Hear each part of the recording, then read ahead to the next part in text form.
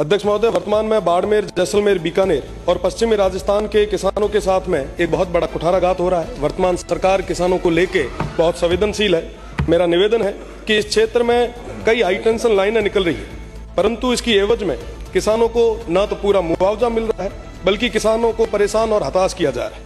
ये जो काम चल रहा है न किसी योजनाबद्ध तरीके से हो रहा है। कोई जो सर्वे हुआ है वो सर्वे को छोड़ के बाकी जगह अवैध तरीके से ये काम जो हो रहा है। मेरा निवेदन रहेगा कि इस और ध्यान रखा जाए। साथ ही साथ जो हमारे अन्नदाता है उनके हक और अधिकारों की सुरक्षा करना हम सभी की जिम्मेदारी है और प्रदेश की सरकार इसको लेके एक कोई ठोस कदम उठाए।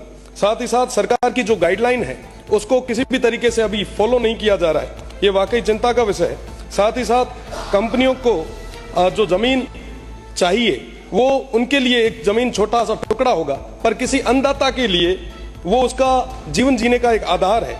इसके लिए किसानों को उनका पूरा हक और अधिकार पूरे तरीके से मिले। हमारे उस क्षेत्र में किसानों के पास भूमि बहुत कम है और कई सारे किसान ऐसे हैं जिनके पास 5 से 7 बीघा जमीन ही है। एक पोल की वजह से वो पूरी जमीन कहीं ना कहीं कवर हो जाती है, जिसके कारण वो खेती करने में भी असमर्थ है। हमारा निवेदन ये है कि आप लाइनें निकालें, पर कम से कम उस किसान को पूरे तरीके से मुआवजा दें।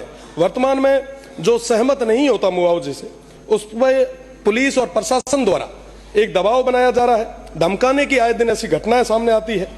एक अन्नदाता को इस तरीके से परेशान करना ये ठीक नहीं है। मेरा निवेदन है जो हमारे अन्नदाता है वो बार बार कहीं ना कहीं दर दर की ठोकरें ना खाए, इसके लिए हमें मजबूती से उनकी बात को आगे तक रखना चाहिए। साथ ही साथ मेरा निवेदन रहेगा कि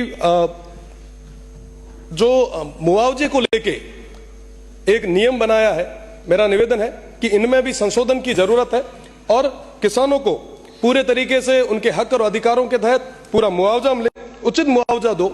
और आप लाइनें निकालो, हम लाइनों के विरोध में नहीं है, हम किसी भी तरीके से विकास के विरोध में नहीं है, पर विकास के नाम पर किसान के साथ में इस तरीके से अनैतिक जो घटनाएं घटित हो रही है ये चिंता का विषय है। और ये सिर्फ बाड़मेर का नहीं बल्कि पूरे पश्चिमी राजस्थान का है। तो मुझे लगता है कि संवेदनशील सरकार आने वाले समय में किसानों के हित में फैसला लेगी।